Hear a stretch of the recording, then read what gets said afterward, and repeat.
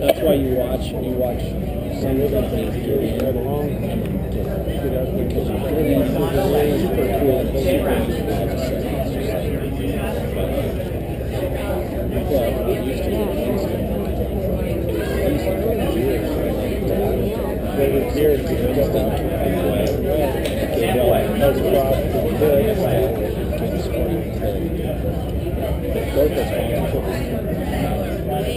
it's in a bubble.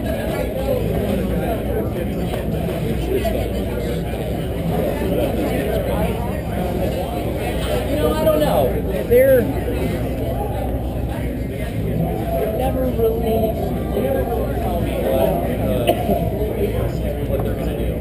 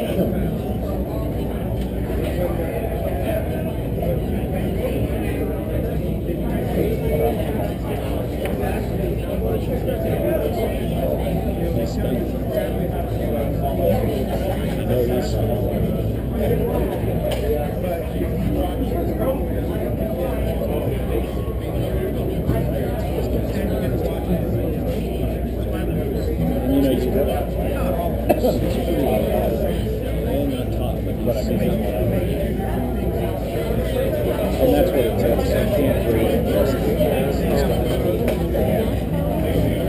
Millions. Sometimes the garage is just got some time. There's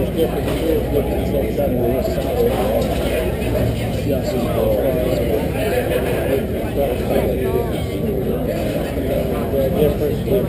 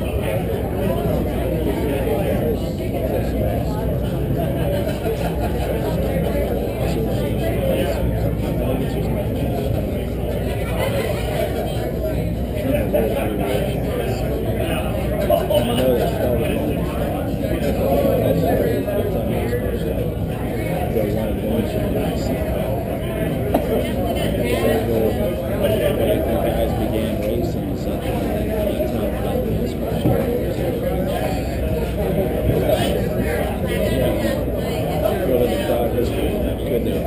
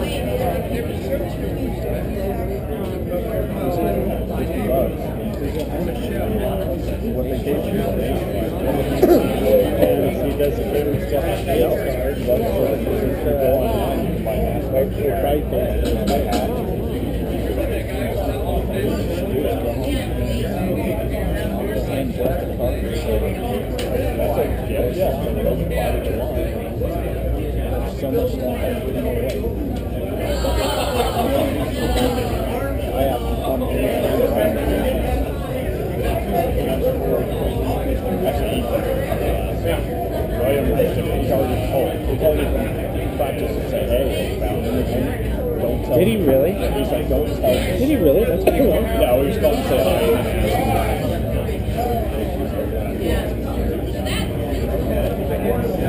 Okay, you guys are going to be loud, right? Not yet, not yet. Not yet.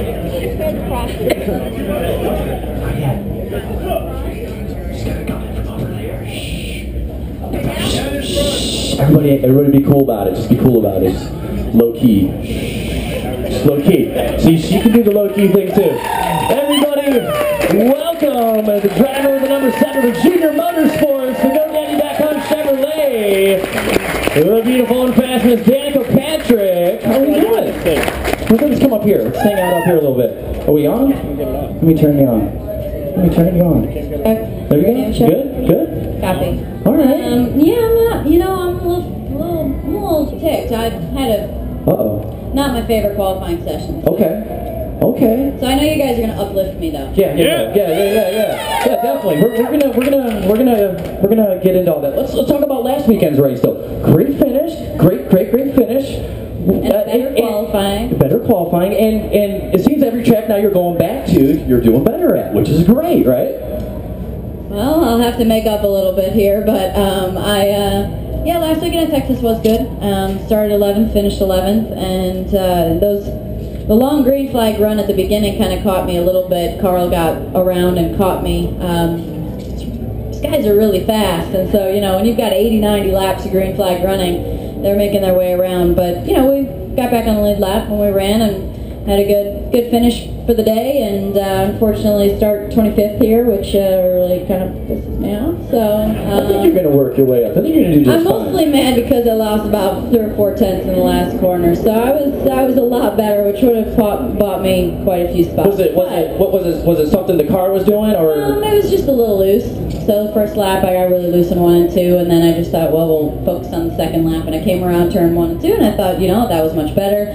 So I thought I just don't throw it away, and it slid up the track a little, and I was like, don't push it, and then I didn't push it, and then I went backwards and lost a few Right. So. One of the things I heard you mention last weekend about your crew chief, Tony Uri, was if he talks to you a lot or if he doesn't talk to you a lot, that means 2 different things to you. If he's not talking to you, I think you said that means he was angry.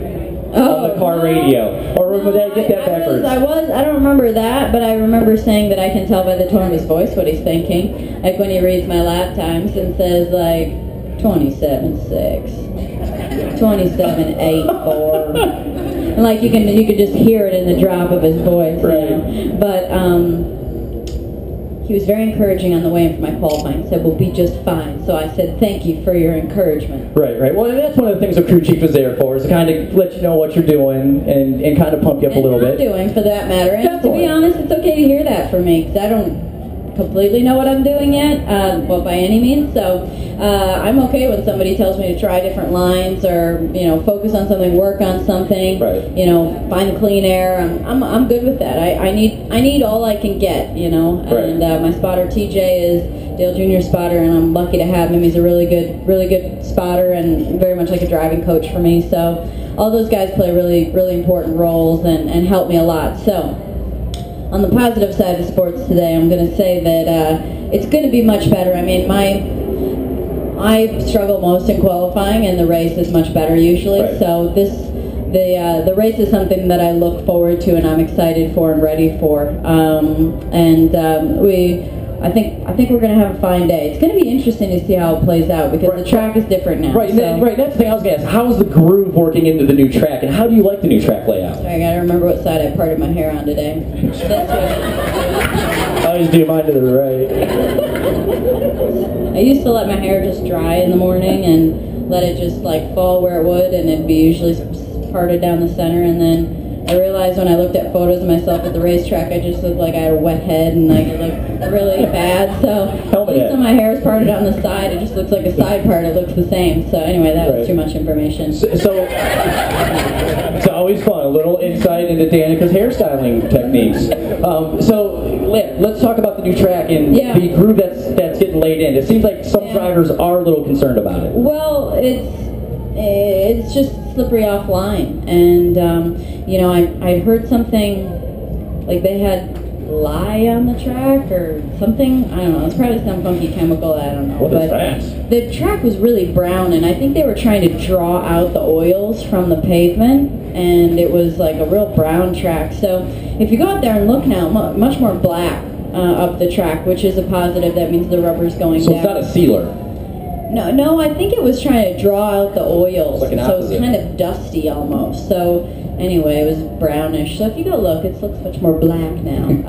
So I think that's a good thing. And I was told that, you know, especially since I have TJ, who's Dale spotter, that the guys in Cup were running up much wider, especially in 1 and 2. So so that'll help. And but it's going to be interesting. The dog leg is so much tighter now, and you kind of drop into it. So, you know, are people going to get out of shape there? I don't know. Probably not, but you never know. Right. And is it dirty offline? I think that if you get to the outside of 3 and 4, that's going to be a handful because there's really not much running at all out there. Right. 1 and 2 will be okay. But Is there a certain spot on the track where it's going to be the right place to pass, and is there a spot on the track where it's going to be the worst place to pass with the new configuration? I think that you're going to get the pass done more so in, well, actually we just came from the drivers meeting, and there was a question about the yellow line and whether or not we could go over it and pass. Well, in 3 and 4, there's virtually no seam there between the track, the yellow line, and pit in, as you could call it.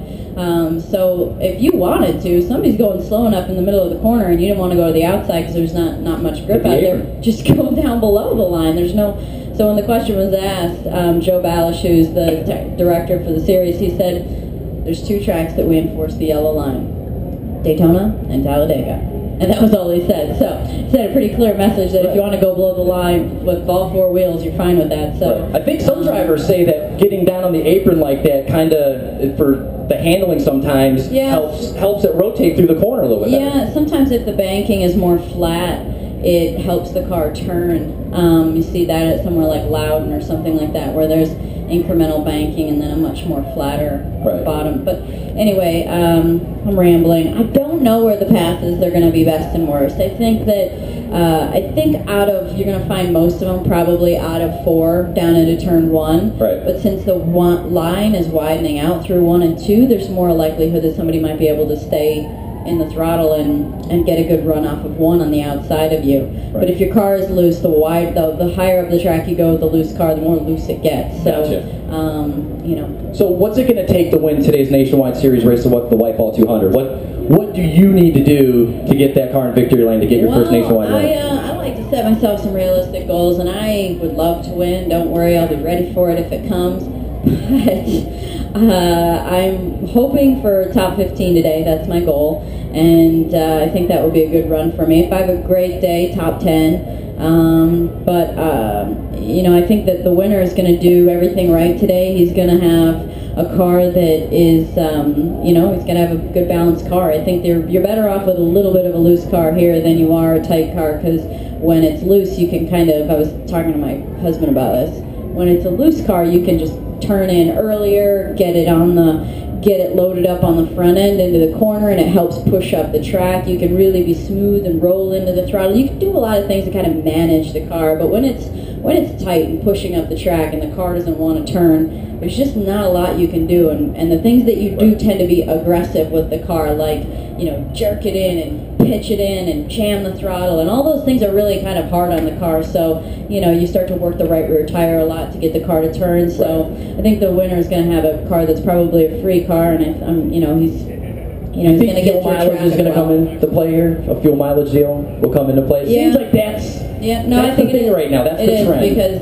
if we could have qualified on 20 lap scuffs today, we would have, but we had to hand one set in. So our oldest set was what we gave up. So you know, like Tony Jr. was saying that, you know, if it comes down to the end of the race, and you know, we'll stop as early as possible and have the longest green run as possible at the end, because tires don't matter here. Gotcha. They just don't matter. It's new surface, and I don't completely understand it, but old track, new tires, new track, old tires, that's sort of the best combo. So, anyway. Well, and one of the things I was talking to the crowd about before you showed up was what you guys race on, because of how qualifying is, where qualifying, you get in that car with the setup in it. Yeah. Did you qualify your race setup, or did you qualify? So you did go straight. Well, I'm sure some of those. I mean, I think that you do little things like tape up the front of the car, which in my world that I know of anyway, it's like adding front wing. So, or down so you tape it up. Yep, exactly. And sometimes you lower the track bar in the rear to get yourself some more rear grip in the rear. You inflate the tire pressure so they come in quickly, and you might really inflate the right front so that it's not so loose. Right. Basically, then it doesn't dig in and get loose on you. So, you know, there's little things like that you can change, but, you know, the overall setup, springs and all that stuff, that's set. You can't change that. Gotcha. So you say, run what you brung. Run what you brung. All right. So now let's get into next year. Big news. You're going to come back. You're going to race with us full time. This is a lot of racing to what you're compared to. Let's give it up for 2012 full time with us. It's going to be awesome. I mean, this is a big deal for you, and this is a big deal for the sport also. Actually, what and I get that a lot, where people are like, wow, it's a full season, it's a lot more racing. Last year I did 31 weekends. So this year I did 29 weekends, and next year the series is 33 weekends. Okay. So it's not really that much more, and I start and end the same dates that the full-time Cup drivers and nationwide drivers start and end, because I start at Daytona and I end at Homestead. It's just that I was not allowed to run any NASCAR races once the IndyCar season started through Indy. Right. So there was a lot of down weekends in IndyCar where we'd be traveling on weekends. We just didn't have as many races in our series. So, 17 weekends, you could spread them out a little bit more. So anyway, yes, I will do more racing, and if it was only nationwide, it really wouldn't be much more at all. But the 8 to 10 Cup races are going to driving the 10 car. Well, that's right, the 10 car. So it'll be some of the names that have been in the 10 car: Ricky Rudd, Johnny Benson, Derek Cope won a Daytona 500 in it, and the greatest name in racing, Dick Trickle, drove the 10 car. And there's been 10 wins in the 10 car. Oh, there we go. I heard that stat. That's about all I remembered. There we go. So last question before we let you go: how excited are you to race next year at Indy in the Nationwide Series? I'm really excited. I'm excited to see you race there. I don't know if I'll do that in the Cup race, but if I wasn't doing it Nationwide, that would have been one of them that I bet I would have probably pitched hard for, kind of like I pitched to do Daytona, so I wouldn't have to start at Darlington. Right. Yeah. Then I probably would have also added in my vote for Indy. But I'm really excited to run there for sure in the Nationwide Series.